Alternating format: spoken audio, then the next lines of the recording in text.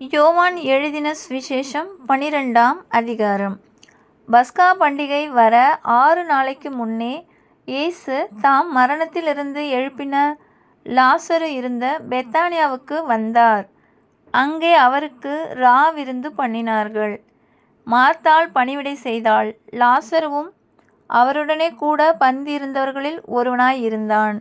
அப்பொழுது மரியாள் விலையேற பெற்ற களங்கமில்லாத நலதம் என்னும் தைலத்தில் ஒரு ராத்தல் கொண்டு வந்து அதை இயேசுவின் பாதங்களில் பூசி தன் தலைமயிரால் அவருடைய பாதங்களைத் துடைத்தாள். அந்த வீடு முழுவதும் தைலத்தின் பரிமளத்தினால் நிறைந்தது. அப்பொழுது அவருடைய சீஷரில் ஒருவனும் அவரை காட்டிக் கொடுக்க போகிறவனுமாகிய சீமோனுடைய குமாரனாகிய யூதாஸ்காரியோத் இந்த தைலத்தை 300 பணத்துக்கு விற்று தரித்திரருக்கு கொடாமல் போனதென்ன என்றான். அவன் தரித்திரரை குறித்து கவலைப்பட்டு இப்படி சொல்லாமல், அவன் திருடனானபடியினாலும் பணப்பையை வைத்து கொண்டு அதிலே போடப்பட்டதை சுமக்கிறவன் ஆனபடியினாலும் இப்படி சொன்னான். அப்பொழுது இயேசு, இவளை விட்டுவிடு, என்னை அடக்கம் பண்ணும் நாளுக்காக இதை வைத்திருந்தாள். தரித்திரர் எப்பொழுதும் உங்களிடத்தில் இருக்கிறார்கள், நான் எப்பொழுதும் உங்களிடத்தில் இரேன் என்றார். அப்பொழுது யூதரில் திரளான ஜனங்கள் அவர் அங்கே இருக்கிறதை அறிந்து, இயேசுவின் நிமித்தமாக மாத்திரம் அல்ல, அவர் மரித்தோரிலிருந்து எழுப்பின லாசருவை காணும்படியாகவும் வந்தார்கள். லாசருவின் நிமித்தமாக யூதர்களில் அநேகர் போய் இயேசுவினிடத்தில் விசுவாசம் வைத்தபடியால் பிரதான ஆசாரியர்கள் லாசருவையும் கொலை செய்ய ஆலோசனை பண்ணினார்கள். மறுநாளிலே இயேசு எருசலேமுக்கு வருகிறார் என்று பண்டிகைக்கு வந்த திரளான ஜனங்கள் கேள்விப்பட்டு குருத்தோலைகளை பிடித்து கொண்டு அவருக்கு எதிர்கொண்டு போகும்படி புறப்பட்டு, ஓசன்னா, கர்த்தருடைய நாமத்தினாலே வருகிற இஸ்ரவேலின் ராஜா ஸ்தோத்திரிக்கப்பட்டவர் என்று ஆர்ப்பரித்தார்கள். அல்லாமலும், சீயோன் குமாரத்தியே, பயப்படாதே, உன் ராஜா கழுதை குட்டியின் மேல் ஏறி வருகிறார் என்று எழுதியிருக்கிற பிரகாரமாக இயேசு ஒரு கழுதை குட்டியை கண்டு அதன் மேல் ஏறி போனார். இவைகளை அவருடைய சீஷர்கள் துவக்கத்திலே அறியவில்லை. இயேசு மகிமை அடைந்த பின்பு இப்படி அவரை குறித்து எழுதியிருக்கிறதையும் தாங்கள் இப்படி அவருக்கு செய்ததையும் நினைவு கூர்ந்தார்கள். அன்றியும் அவருடனே கூட இருந்த ஜனங்கள் அவர் லாசருவை கல்லறையிலிருந்து வெளியே வரவழைத்து அவனை உயிரோடே எழுப்பினார் என்று சாட்சி கொடுத்தார்கள். அப்படிப்பட்ட அற்புதத்தை அவர் செய்தார் என்று ஜனங்கள் கேள்விப்பட்டதினாலே அவர்கள் அவருக்கு எதிர்கொண்டு போனார்கள்.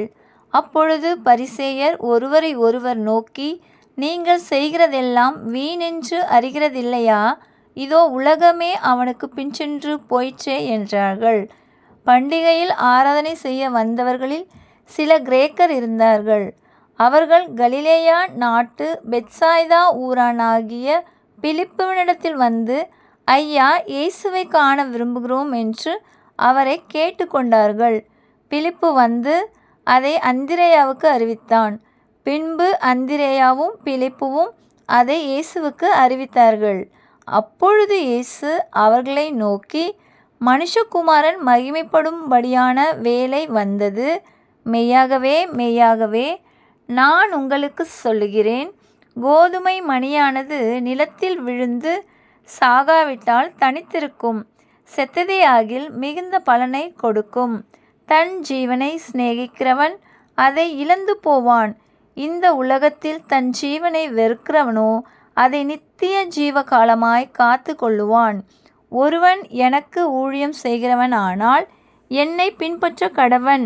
நான் எங்கே இருக்கிறேனோ அங்கே என் ஊழியக்காரனும் இருப்பான். ஒருவன் எனக்கு ஊழியம் செய்தால் அவனை பிதாவானவர் கனம் பண்ணுவார். இப்பொழுது என் ஆத்துமா கலங்குகிறது. நான் என்ன சொல்லுவேன்? பிதாவே, இந்த வேலை நின்று என்னை இரட்சியும் என்று சொல்வேனோ? ஆகிலும் இதற்காக இந்த வேலைக்குள் வந்தேன். பிதாவே, உமது நாமத்தை மகிமைப்படுத்தும் என்றார். அப்பொழுது மகிமைப்படுத்தினேன், இன்னமும் மகிமைப்படுத்துவேன் என்கிற சத்தம் வானத்திலிருந்து உண்டாயிற்று.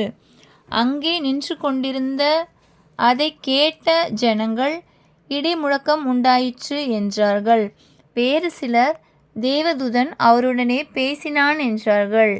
இயேசு அவர்களை நோக்கி, இந்த சத்தம் என் நிமித்தம் உண்டாகாமல் உங்கள் நிமித்தமே உண்டாயிற்று. இப்பொழுதே இந்த உலகத்துக்கு நியாய தீர்ப்பு உண்டாகிறது. இப்பொழுதே இந்த உலகத்தின் அதிபதி புறம்பாக தள்ளப்படுவான். நான் பூமியிலிருந்து உயர்த்தப்பட்டிருக்கும் போது எல்லாரையும் என்னிடத்தில் இழுத்து கொள்ளுவேன் என்றார். தாம் இன்னவிதமான மரணமாய் மரிக்கப் போகிறார் என்பதை குறிக்கும்படி இப்படி சொன்னார்.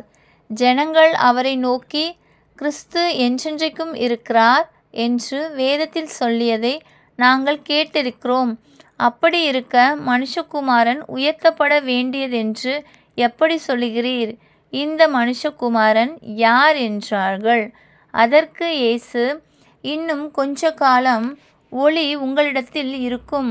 இருளில் நீங்கள் அகப்படாத படிக்கு ஒளி உங்களோடு இருக்கையில் நடவுங்கள். இருளில் நடக்கிறவன் தான் போகிற இடம் இன்னதென்று அறியான்.